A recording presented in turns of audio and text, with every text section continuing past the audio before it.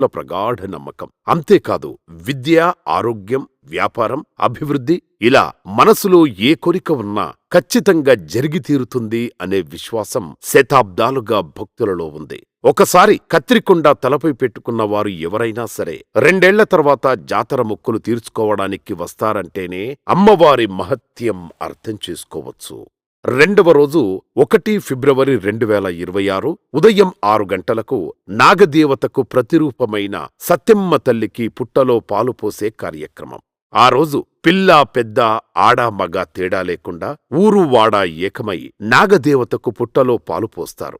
తర్వాత మొక్కుబడులు తీరిన భక్తులు విచిత్ర వేషాలు ధరించి తమ ఆకతాయి చేష్టలతో పూజారికి కోపం తెప్పించి అతనితో బెత్తం దెబ్బలు తినడానికి ఎగబడిపోతుంటారు. అలా బెత్తం దెబ్బలు తింటే అమ్మవారి అనుగ్రహం కలిగినట్టేనని భక్తులు పరవశించిపోతుంటారు. ఇక 3వ రోజు ఫిబ్రవరి 2, 2026 ఉదయం 6 గంటల నుండే గ్రామంలో ఒకటే కోలాహలం. గ్రామంలో ఏ వీధిలో ఏ సందులో చూసినా బిచ్చగాళ్లే. అందరూ విచిత్ర వేషాలు ధరించిన వాళ్లే. వారిలో ఏ ఒక్కరూ కూటికి లేనివారు కాదు.